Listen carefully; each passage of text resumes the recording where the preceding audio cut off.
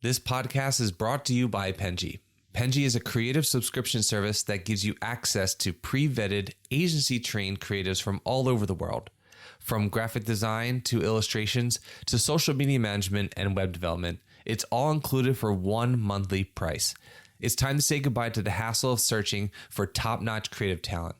With Penji, you get quality and consistency delivered right to your inbox every day. Carefully crafted for you by humans. So meet your new creative team today. Head over to penji.co for more and enter the coupon code located within the podcast show notes. Hello, everyone, and welcome to the Fully Managed podcast. Thank you, Dawn, so much for joining me today. I really appreciate it. Yeah, no worries. Great to be here. Thank you. So today we're going to play a game just to get your creative juices flowing, get you excited about having fun on this podcast. Are you ready? I'm so ready. Rawr. Okay. So this game is called Add or Adventure. So you seem to be a very adventurous person, having seen your repertoire of experience in life. So I am very excited for this one. So how this is going to work is you're going to tell me whether it's add or adventure, this scenario in which I provide for you. So add would mean that this is a real marketing campaign from history that had happened before. And then adventure will be an over-the-top scenario that maybe could work but has not happened before, as far as to my knowledge. As an ad campaign? Yes. Okay, awesome. Okay, so and again, you're not it's okay if you're wrong. I didn't know about half of these things before looking into them, so it's just a fun thing to now you can do some investigation afterwards. You're like, wow, that was a really cool campaign. Awesome. Okay, you ready for the first one? Okay. A soda company once launched a product that changed colors when poured. Ad.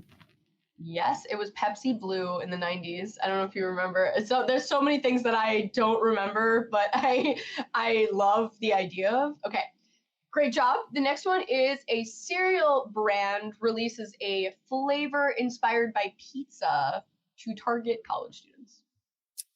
Adventure. Yes, that is fake. I'm happy that that's fake. That sounds Me too. That sounds so. I don't know. I just don't know. I would have to seriously be drinking and hungry. Milk. Yeah. How's that gonna fly? Milk and pizza. Yeah. No. Disturbing at best. Okay. A burger franchise making a video game that stars their mascot. Ad. It's Burger King. They made their king the mascot. I thought that was awesome. I love a gamification kind of aspect in marketing. It's like my favorite thing to nerd out about. Love it. A beer brand that built a fully functioning bar on top of a double-decker bus. Ad. That is fake. What? Right? I'm surprised because they have a bunch of things on top of double-decker buses. They have tea, we have in Philadelphia, we have a double-decker bus that has whole high tea on the top of it, which someone needs to be doing that. I'm upset about that. So I was at South by Southwest in March, and there was actually a liquor company that did it. So it had a double-decker bus, and then you had to go in and then up on the top. It was really super cool. That's very cool. Yeah, maybe that this concept exists, but it was not an ad. So it just maybe they just didn't promote it properly. But yeah, unfortunately, people should be taking advantage of that. That's very cool. Ideas you should steal. Yeah, right. No, I have another game that I like to play called Market Me This, and it's usually like an absurd product that I ask people to build a tiny marketing campaign for me, and a lot of them are like, this is actually a really good idea, and I'm like, it doesn't exist. You can do whatever you want with it. Make this happen. Okay, so the last one before we get into the real stuff, an energy drink company building an entire skate park inside of an airplane hangar. Ad. It was Red Bull. It's always Red Bull if it's absolutely crazy sounding. Those awesome Red Bull people. Yeah, they're awesome. The space dive, I cannot ever get over that. That's like genius marketing campaigns that they have.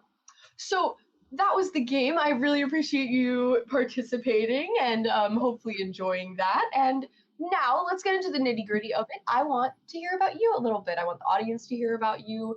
Tell us about your journey up to this point, kind of how you got involved in this space, and kind of what you're doing today. Wow. Okay, journey to this point. Gosh. It can be long. There's 30 minutes. I want all the important details. Chapter 1 in junior high. So I hopped into the advertising business accidentally. Actually started at a radio station. I ever so briefly wanted to be a DJ. I thought that would be really cool. That sounds really cool. And I've actually done DJ. I've DJ'd on games. So apparently that never has quite left me. And that career was cut short because I really wasn't that good. It's okay. It's okay. It's a lot. It's draining to the person. Anyway, so I started with a production company. So I started doing jingles and copywriting and writing ads, and then it merged from there into an opportunity to pick up a client. And so I started an advertising agency and got my first client back in the 90s, and then it took off from there. So I've had a advertising agency for over 30 years now. I still have that, even though I'm the CMO. In fact, I had this company as a client for over 2 decades. So that's in short. And then side hustle, because we all have them now. We just didn't know what they were before, but now they're side hustles. They have a cool name. I used to jet ski race, and now I'm a broadcast commentator for jet ski racing, and I get to travel doing that. Because that I think that, I everything about you is very interesting upon investigation, but of course the jet ski racing seems about kind of random in comparison to all the other career moves. So I'm just so curious about how you got involved in that in the first place. Was it something that you always did when you were younger and like you kind of just love doing it, or? Yeah, no, just no. You're right though. The marketing advertising was somewhat linear, but the jet ski racing, I got a jet ski. And then I found out that you could race them, and so that I'm a wee bit competitive. I think anybody that's in advertising and marketing is both collaborative and competitive and have a lot of empathy. Makes really great marketing people. So I loved it. I just fell in love with the water, and then I couldn't race anymore because the business was taking off. I was starting to get too many clients, and I just really couldn't devote the time. So I stopped racing, but I kept announcing, and the announcing I sort of fell into, and then really enjoyed. So it was another, I couldn't DJ, but now I could announce. So we got it. So, no, I love that. I think it still feels somewhat linear, even with the jet ski involvement. I mean, commentator, marketer, we all gotta talk about things. Random. It's so random, but so fun. Well, do you think your thrill of competition kind of like sharpens your marketing instincts though? Because it's kind of, they're kind of adjacent. I think that you kind of have to. Yes, I think I learn a lot about, well, first off, the travel. So I travel internationally quite a bit. So I've done quite a few trips over to Asia, Malaysia, Vietnam, China, Middle East. And when you travel like that, you're exposed to a lot of different types of advertising and a lot of mediums. Mm-hmm. So I saw some pretty cool patterns early on that I was able to capitalize on. The second thing is the world of racing, even though it's a niche, is just a fantastic ecosystem. It's a tremendous place to learn because you're seeing all types of generations react in a niche environment, in a niche ecosystem. So you can truly like Petri dish, like, oh, let's try this. Let's see what that does. Which age group really jumped into this and which one seemed unresponsive, right? So I think it provided a lot of lab work for me without me realizing it. And also I truly love racing. And I think that being an athlete transcends countries, genders, cultures. We're just brought together as souls and human beings, and it's fun. Oh, I really love that it was kind of like, without you even understanding it, as that maybe at the time was kind of like an experimental opportunity because you were able to see like maybe how the ad space is in that industry, and then it kind of translated to your own work. Yeah. Oh, very much so. Yeah, very much so. What kind of so you put a lot of emphasis, at least in your socials as far as I've seen, as like kind of you're able to stay ahead of the curve where like you're looking for a lot of marketing trends. How would you recommend that someone else would do that? Like what kind of spaces do you make yourself kind of understand these new ventures in? Like what kind of places do you put yourself in? What kind of things do you look out for? I also, yeah. And as I answer that, I'm going to answer that based on where you are in your career too, because I think that matters. If you're beginning in your career and you want to be in the marketing advertising space, I think the sky's the limit on where you go, right? Once you're in, like maybe that first 5 years, I would really look at what are the industries that you're in now. So if you're predominantly e-commerce, then I would step outside of e-commerce and I would look at innovations outside of e-com. If you're B2B, I would step outside of B2B and look retail and see what patterns there were or trends or signals in retail that you could translate back into B2B and vice versa, right? Now, and there's a lot of differences in B2B that you can't use in retail, vice versa, but I think that there's also patterns. So for me, I think the biggest thing is where are the frustrations? Like I always try to crack code. What's the frustration? And then who's solving it? And that is generally where innovation lives. Yeah, no, my favorite stories about marketing are marketing campaigns that are successful is where people got the idea from. And a lot of times it's super out of the box, like something that they saw on TV completely unrelated to this, or they were like doing an activity and they were like, wow, wait, marketing idea. And I think that's so, it's so interesting when you're kind of geared towards looking out for those kind of cues that in your everyday life you can get inspiration from so many different things that you would never really associate with marketing. Yes, and I also think every 10 years you have repeatable cycles, right? You have business models and business cycles that are repetitive, but you also have like COVID is a black swan event. So COVID's going to change so much. Like it changed behavior, it changed viewing habits, it changed purchase habits. It killed some industries, it hurt industries, it grew other industries. So you also want to. I'm a big fan of look backwards too. Look backwards to look forwards. I think that can be very helpful for you. So the next black swan event, and there's always going to be something. The next black swan event or big changing event like AI, Gen AI is to me going to be a swan. It's not a black swan, but it's going to be a swan. It has potential to be a black swan though, right? When you think of the true depth of impact, like I would compare what's coming at us right now, and it's a huge impact in the marketing and advertising space, but that's not the only trajectory. It's literally going to hit every industry.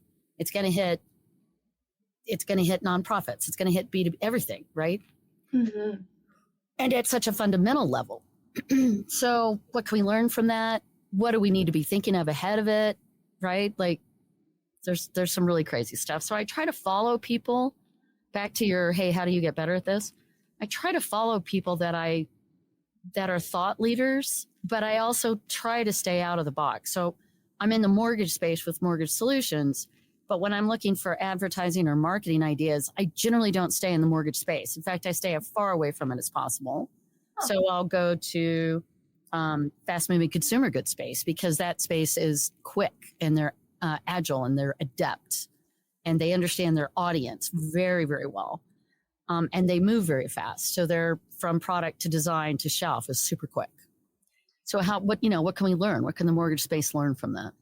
Yeah, no, outside inspiration is something that I think is really important for marketing specifically because you can get inspiration from anywhere for any specific purpose. But I think that for marketing, that is helpful in creating something that's unique just because if it's not already introduced into your specific industry yet, it's something that's new and makes you stand out. Whereas if you're looking within your space for inspiration, you might just be copying.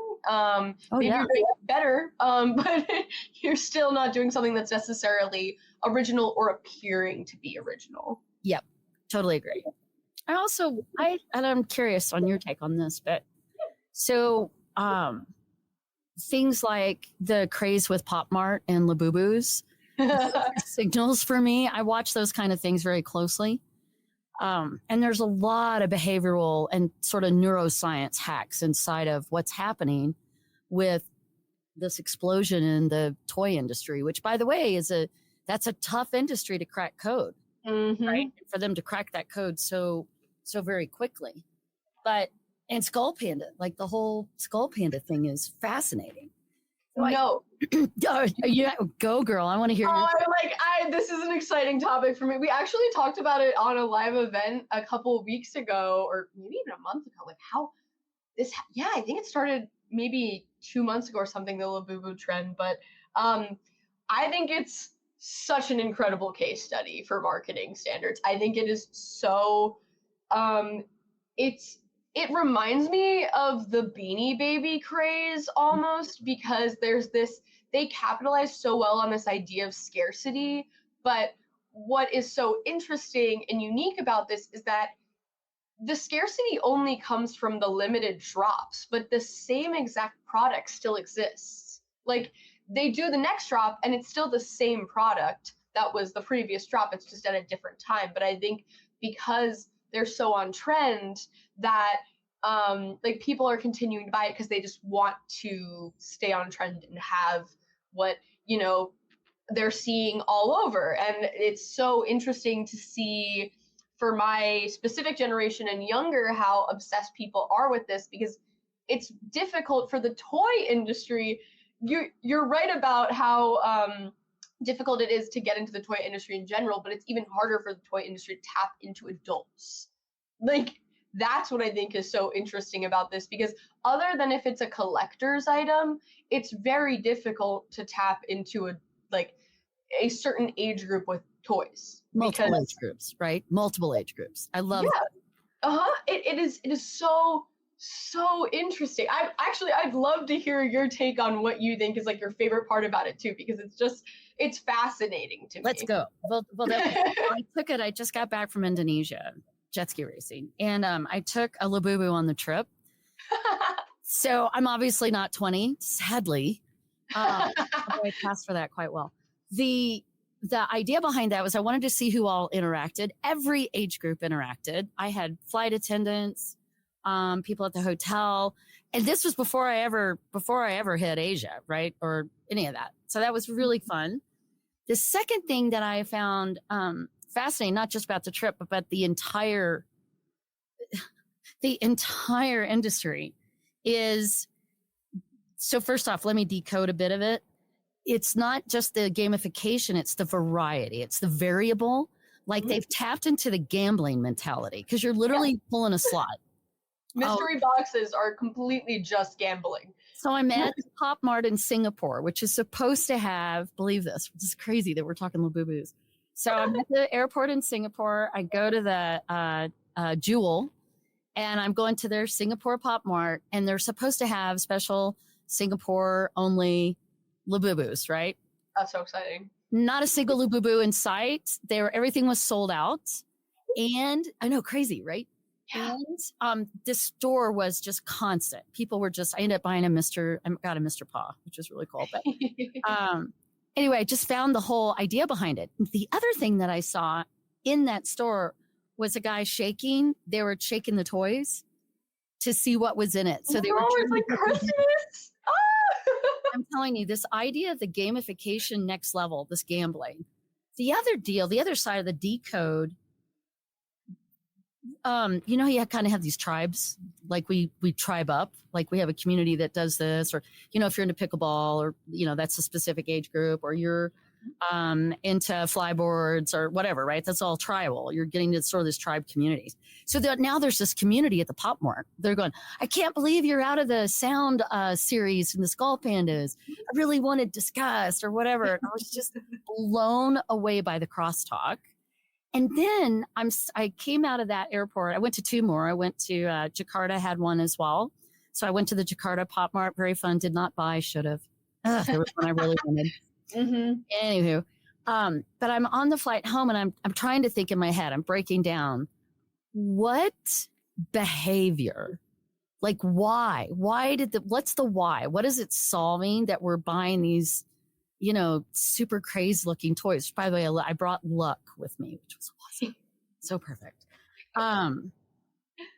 We are in such juxtaposition of connection, disconnection, right? Like you and I are connected, but we're not face to face. So we're not fully connected.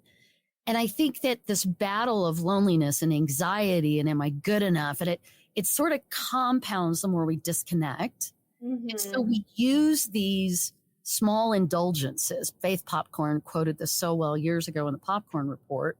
We use these small indulgences to counter that behavior of loneliness or, anxiety or whatever, worry, sadness. And these toys and the purchase process of these toys filled the gap. Just like Dutch Brothers, right? I can buy whatever freaking flavor I can make up at Dutch Brothers or whatever's trendy. I could not be more happy about the trajectory of this conversation because I love getting into philosophy in relation to marketing because it really is like everything about it is philosophical and psychological. And like, if you're not thinking about that, then what are you doing? But for this specific thing, I completely think, well, consumerism, especially on like such a minute scale, is for serotonin boosts. Like, especially when we feel more lonely, we feel more detached. This is a way to continue to fit in and feel connected while not outright asking for it. Because when you have this item that all these other people have, you can make connections with people by not even trying because people ask about it. People say, where'd you get that? People say, oh, I have this too. Or people say all these different things. And that's how you make these connections with people. Like it's like wearing an article of clothing that someone loves the brand of, but it's something that's so niche and identifiable that it makes people excited. And that is such a crazy concept with such a little toy item of all ages enjoy that I feel for the longest time enjoying toys or something like frivolous in this way was not acceptable at all for us after a certain age group. But now it is changing the trajectory of what is even acceptable culturally, which is so awesome. I love that you brought that up. So everything from gaming to, niche viewing habits like RuPaul's Drag Race. Like I watch the craziest stuff. I love RuPaul's Drag Race. I love to watch that because, and my social media director is going to be flipping out when she hears this because I gave her such a hard time about it forever. But it's these niches that help us identify. But it is also those opportunities to reconnect. So again, back to the Labubu travel mode. I had 10-year-olds reacting. I had the customs agent at one of the airports literally was like, did you want to declare the Labubu? Straight-faced. I'm literally like, well, no, I actually bought it in the States and I'm just bringing it back. I mean, I got really kind of scared and then he's cracking up. He's like, well, did he bring any friends? And I'm like, oh my God, we're having an entire conversation about a Labubu, about a $27 toy. Crazy, Shannon. And it was connection. So I'm connecting at 10 years old. I'm going to guess his age, 40s, right? Super fun. And everywhere in between, it was non-gender specific. It was non-culture specific. It was obviously non-age specific, just whoever happened to resonate with it. And I got all kinds of fun opportunities to truly, hey, how are you today? We didn't have that conversation. We had, where'd you get the Labubu? When'd you get the Labubu? How many other Labubus do you have? It was just priceless. So. No, those conversations are absolutely wonderful. And I think that before it was Labubus, it was Beanie Babies or, baseball cards or all these things, but this is a displayable item, which I think is what emphasizes the phenomena so much more, is that it's like an article of clothing, but it's a collector's item that you display on your handbag or your suitcase or your whatever you want. I'm sure people have made earrings out of them. I don't even know, but it is something that you are putting on display that can make connections authentically with people without even trying. And that is genius marketing. It is, and I understand that they were around for, like, what I think is even cooler is that they were around for a year or even more before they became popular. They were. Here's what's crazy. I talked to somebody that lived in China, and they were like, why is everybody so crazy about Labubus? We've had them for years. And yet another tribal moment, right? I'm like, okay, now I'm sorry, my very excited. Tiny's very excited. So he's like, oh, zoom in on her right now. So the crazed part is, or maybe fascinating part, is translate that now over to platforms, right? Because TikTok has taken the same idea. TikTok has changed how social media interacts, right? Short form video. That signal in 2019, 2020 has not only shifted behavior, it's translated into an entire industry, right? So what the actual, like, we can now take these marketing trends and nothing is sacrosanct, nothing's sacred anymore. Yeah. That's a fascinating opportunity as well. Exactly. And I think that it's so, I love, another thing that I love to nerd out about is marketing campaigns that go unexpectedly, or a big boom in a popularity of an item or a service or whatever it may be because of something that was not predetermined, which is exactly the Labubu trend, because a lot of people, at least as far as I'm aware, associate the boost in popularity because of the member of Blackpink that had it on her bag. And internationally, this is one of, like, the biggest K-pop groups, and Asian culture is much more popular in the United States and in European countries than it was previously, and so it came at this, like, perfect crux of cultural nuance. And I think that is crazy too, is that, like, they probably didn't even plan for this. Like, the idea of the item is so genius, and the way in which they marketed it, even before it became so popular, was still very smart. But without this, like, pivotal moment that they did not plan for, it might not be what it is today. And blind boxes in general would probably not be what they are now, because now when people can't get a Labubu, they're looking for that serotonin boost from something else. So they're browsing Pop Mart to find something that's equally as cute and fun to them, to be able to also showcase, looking for the next trend that might come up after Labubus lose their popularity, if ever, which, usually something does at some point. I will still love them. I think they're adorable. So, but I think that is, it's just right place, right time. Some of it is timing. Well said. Mm-hmm. Oh my God. Okay. This was so fun. So I want to translate this, as we went so off topic, but it was so fun. So I'm, like, glad to do it. But,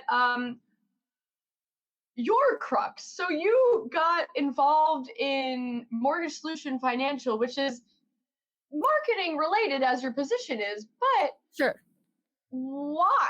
Like, why this industry specifically? It's just out of curiosity. Like, what changed your trajectory for, like, ad creative and to financial marketing? Sure. So all of the same things apply, right? This is a super boring industry. Well, that's you love Labubus. I was like, financial marketing. Nobody wants a mortgage until you have to have a mortgage, unlike a Labubu, right? So what do? Do I get a Labubu with every mortgage you purchase or whatever trending thing is.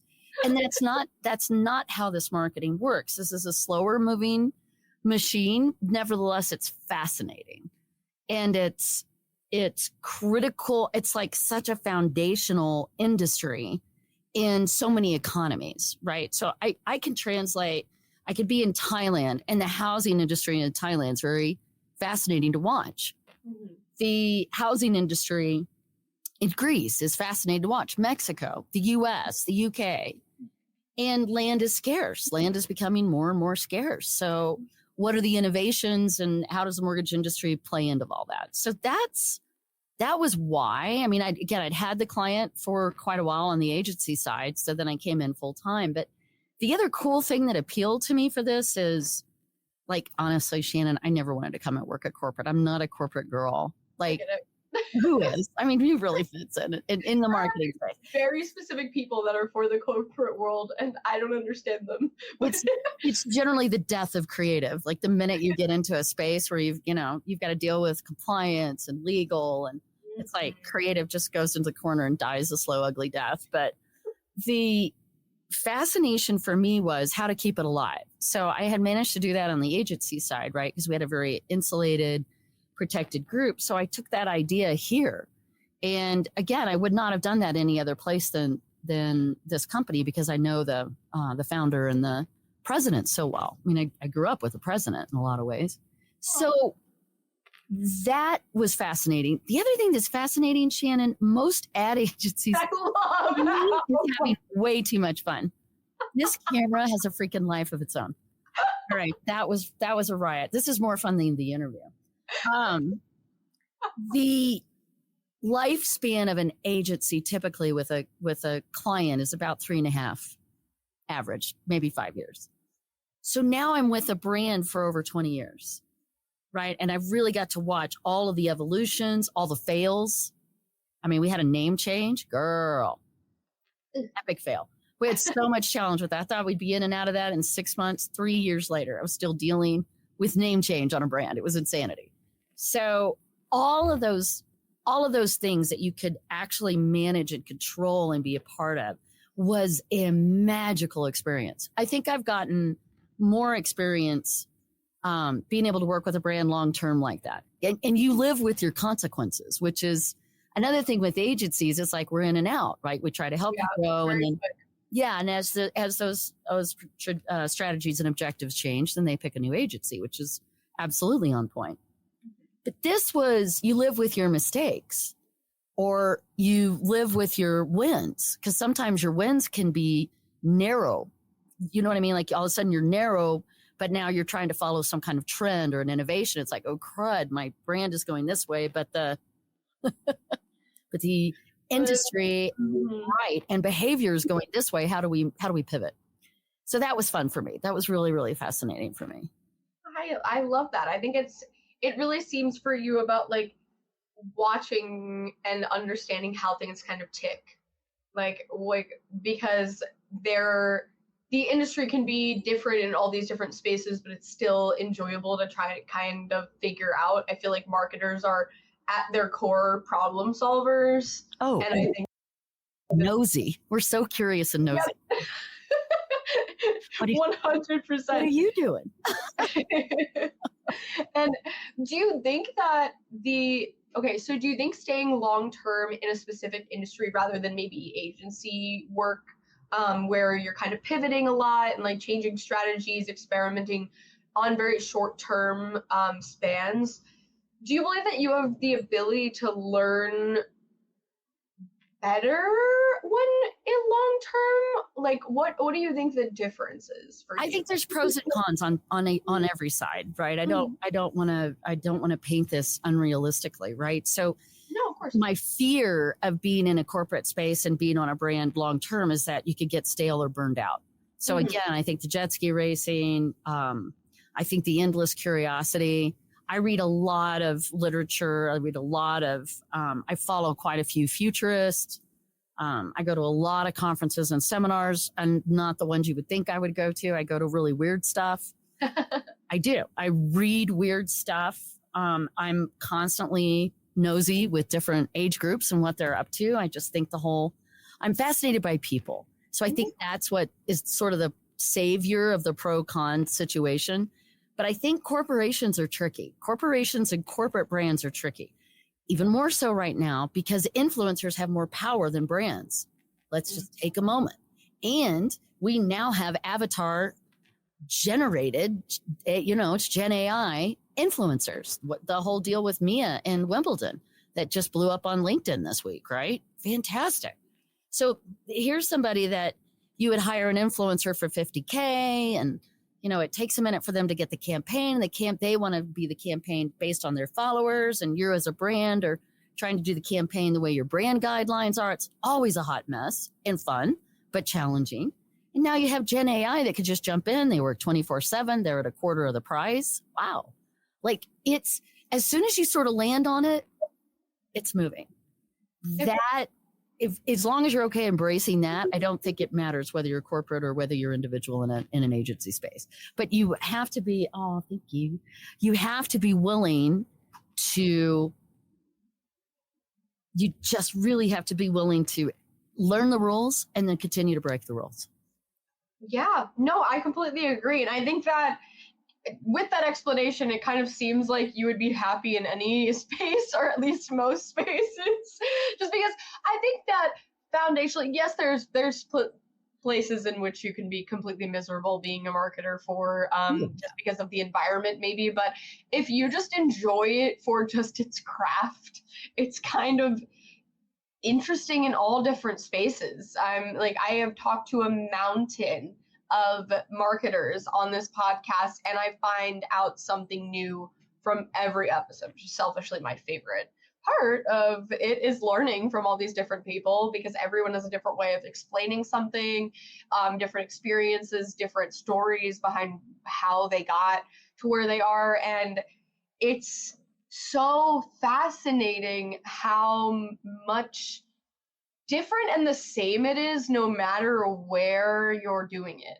Oh, and there are so many brilliant minds. I mean, my huge acknowledgement to Joel Mildenhelm from Rocket Mortgage and what he did this year at the Super Bowl, right? And that was a signal. Him and the Take Me Home Country Road song, right? So they start singing it, they do the ad, and then they do this beautiful cutback to them singing live in the stadium. I mean, it was just like, oh my God, we have a social media moment exploding right now. We're going commercial to live. Brilliant. It is just, it is, being a marketer is something that I think is so exciting in a way that I think other positions sometimes aren't, because you can find inspiration anywhere, doing anything, seeing anything, watching anything, observing anything. And it is so fun to kind of figure that out. Whereas I think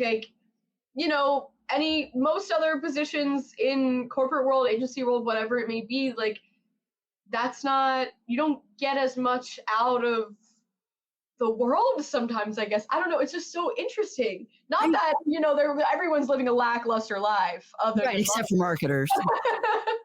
Pity y'all. No, I think it's mindsets for each, right? So we've got a really amazing, our COO is really very well-balanced soul.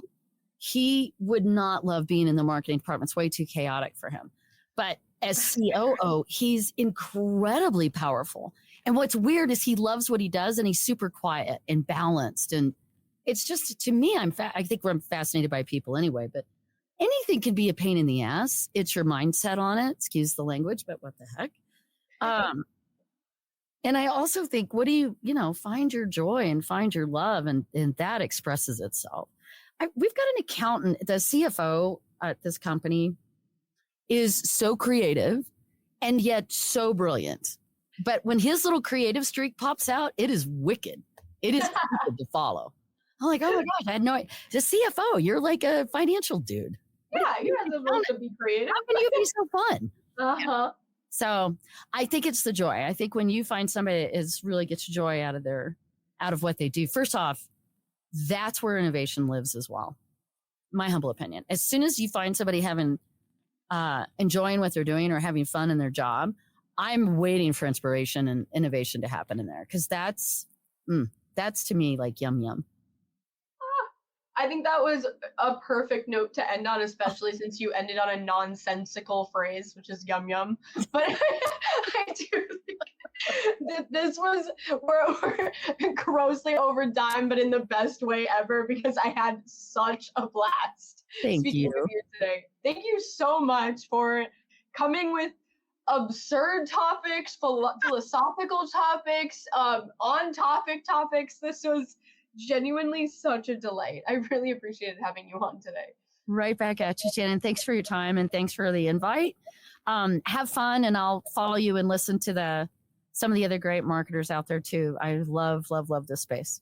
Thank you so much. I appreciate it. I do too. And thank you everyone for listening. Please check out Dawn in the description, and have a lovely day. Thank you for enjoying. Goodbye. You've been listening to Fully Managed, brought to you by Penji. Check out the show notes to learn more about today's guest, and to learn more about Penji, the human-first creative subscription service, head over to penji.co. And by the way, if you're still listening, it would mean the absolute world to us if you were to share this podcast with a friend, and of course, subscribe.